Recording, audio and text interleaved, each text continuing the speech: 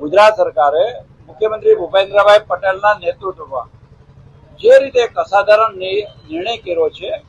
અને એક નવું રૂલ્સ રેગ્યુલેશન લાવવામાં આવ્યું છે, મને લાગે છે કે ગુજરાતનો જે રીતે વિકાસ થઈ રહ્યો છે,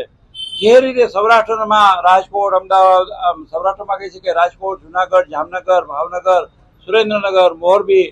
અનેક નાના મોટા શહેરો આમ તીવ્ર ગતિથી વિકાસ થાય છે. ગુજરાતમાં જોઈએ અમદાવાદ, સુરત, વડોદરા, ભરૂચ, મહેસાણા, હિંમતનગર, પાલનપુર, આપણે એક પછી એક શહેરો જોઈએ, ઉત્તર ગુજરાત, દક્ષિણ ગુજરાત, મધ્ય ગુજરાત, સૌરાષ્ટ્ર, કચ્છ. તો આવા સંજોગોમાં શોપિંગ મોલ, કોમર્શિયલ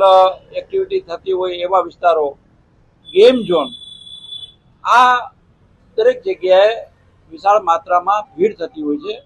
લોકો એકત્રિત થતા હોય છે. ત્યારે રાજ્ય સરકારે માનનીય મુખ્યમંત્રી ભૂપેન્દ્રભાઈ પટેલે એક પ્રજાવત્સલ શાસક, એક પ્રજાવત્સલ મુખ્યમંત્રી તરીકે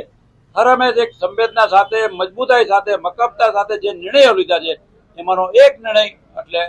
આ રેગ્યુલેશન CGDCR, એમાં જે રીતે આ લાવવામાં આવ્યો છે અને મને લાગે છે ગુજરાતના વિકાસને માટે આ પણ એક મહત્વનો નિર્ણય છે. આવનારા દિવસોમાં ગેમ ઝોન કે અન્ય આ પ્રકારની આનંદ પ્રમોદની જે કાંઈ પ્રવૃત્તિ થતી હોય ત્યાં એકત્રિત થતી ભીડ, લોકો એમની સલામતી માટે, એમની સુખાકારી માટે પાર્કિંગ એરિયા, એ બિલ્ડિંગનો એરિયા, તમામ વસ્તુ, એની સલામતી, એની સુરક્ષા, એક્ઝિટ, એન્ટ્રી, અનેકવિધ રીતે પાસાઓને ધ્યાનમાં લેવામાં આવ્યો છે. અનેકવિધ સુરક્ષા સલામતીના આયામોને ધ્યાનમાં લેવામાં આવ્યા છે અને રાજ્ય સરકારે એક નિર્ણય કર્યો છે કે આ CGDCR અન્વયે નવેસરથી પરવાનગી લેવાની રહેશે. અગાઉ પરવાનગી લીધી હોય તો પણ રાજ્ય સરકારે એક મજબૂતાઈ સાથે નિર્ણય લઈ અને લોકોને સુરક્ષા સાથે સાંકળ્યા છે.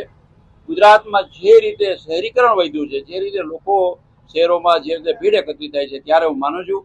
કે રાજ્ય સરકારનો આ નિર્ણય આવનારા દિવસોમાં ગુજરાતનો જે ગતિથી પ્રગતિ સાથે વિકાસ થઈ રહ્યો છે એ તમામ પ્રકારે, એ કૃષિ હોય, ઉદ્યોગ હોય કે વેપાર વાણિજ્ય હોય, પ્રજાની સુખાકારી વધી રહી છે. પ્રજા